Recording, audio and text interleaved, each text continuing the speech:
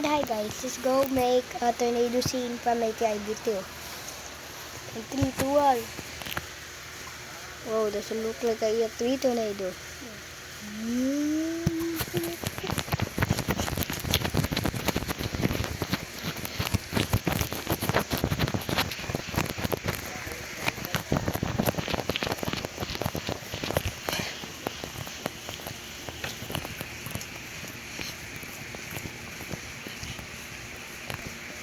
Move the tree too far.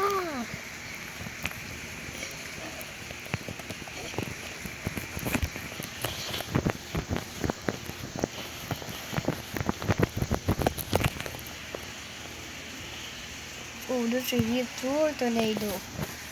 And see you guys. Welcome to the part 3 tomorrow. Yo, see you goodbye. And before we end, please like and subscribe. See you tomorrow.